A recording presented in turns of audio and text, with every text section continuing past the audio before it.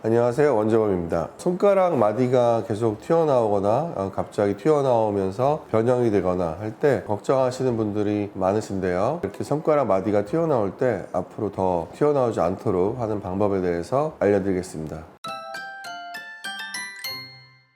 손가락 마디가 튀어나온 이유는 퇴행성 관절염이 되겠는데요. 손가락 끝마디 부분이 주로 튀어나오게 되고, 손가락 마디가 튀어나오기 전에 염증이 발생하는 경우가 있습니다. 이런 염증이 손가락 마디에 발생했을 때 염증을 완화시키는 게 첫 번째로 손가락 마디를 튀어나오지 않게 하는 방법이 될 수 있겠고요. 손가락 마디가 이미 튀어나온 상태에서 염증이 추가로 더 발생했을 때 보통은 퇴행성 관절염이라고 하는데, 이런 경우에도 염증 치료를 빨리 하시는 것이 방법이 되겠습니다. 퇴행성 관절염 뿐만 아니고 류마티스 관절염에서도 손가락 마디가 튀어나오게 되는데, 뼈가 두꺼워진다기보다는 주변을 둘러싸고 있는 활막이 부으면서 나타나기 때문에 말랑한 느낌이 있는 것이 특징인데 반해서 퇴행성 관절염 같은 경우는 뼈가 자라나기 때문에 만졌을 경우에 딱딱한 경우가 많습니다. 퇴행성 관절염 같은 경우에는 주로 관절을 많이 사용하고 또 연골이 다르면서 뼈와 뼈에 마찰이 생겨서 나타나는 특징이 되겠는데, 그럼 마디를 튀어나오지 않게 하는 방법, 관절 주사를 통해서도 염증을 완화해서 관절 마디의 변형을 예방하는 그런 것도 있을 수 있고, 관절에는 힘줄이 지나가게 되는데 힘줄들의 수축이 일어나면 관절이 더 당겨지면서 마찰이 더 발생하게 되고 퇴행성 관절염이 더 심해질 수 있는데, 팔 부위의 근육과 힘줄을 이완시키는 치료 방법을 통해서 관절의 마모를 줄이고 퇴행성 관절염으로 인한 염증과 손가락 마디가 튀어나오는 것을 진행을 늦출 수가 있기 때문에, 이런 적극적인 치료를 통해서도 퇴행성 관절염을 치료할 수 있습니다. 관절에 염증이 심한 경우에는 수액 치료를 통해서 염증을 빨리 가라앉혀 볼 수도 있겠고요. 손가락이 이미 변형된 경우에는 손가락을 교정하는 장치를 통해서 어느 정도 변형된 것을 교정할 수가 있는데, 손가락을 교정하는 스플린트가 있기 때문에 스플린트를 활용해서 손가락을 교정해 보는 것도 마디를 덜 튀어나오게 하는 방법이 되겠습니다. 또 한 가지는 연골 재생에 어느 정도 도움이 되는 치료들이 있겠는데, 연골 재생에 도움을 주는 주사 치료 등을 통해서도 퇴행성 관절염 진행을 늦춰볼 수가 있겠고, 퇴행성 관절염이 심한 분들을 보면은 기본적으로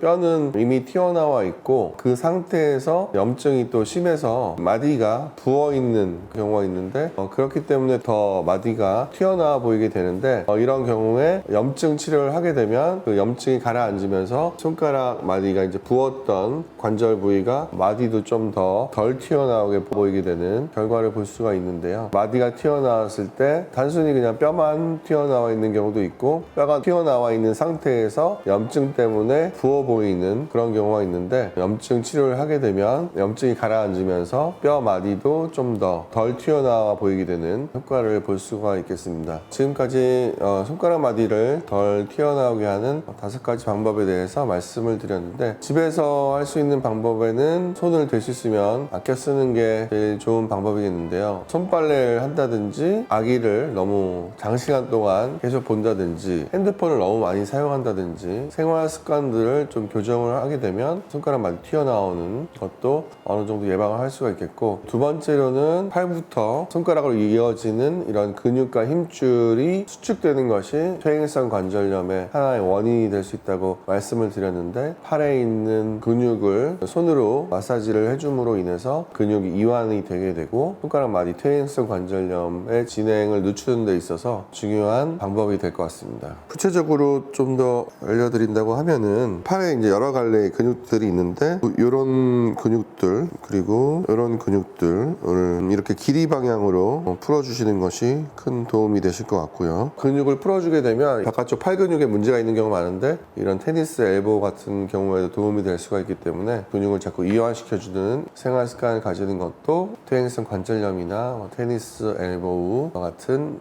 질환에 도움이 될 것으로 보입니다. 매우 간단한 동작이니까 꼭 따라 하셨으면 좋겠습니다. 이 밖에도 궁금한 점이 있으시면 댓글로 남겨주시면 답변 드리겠고요. 오늘 영상이 도움이 되셨다면 류마TV 구독, 좋아요, 알림 설정 부탁드립니다. 지금까지 원재범이었습니다. 감사합니다.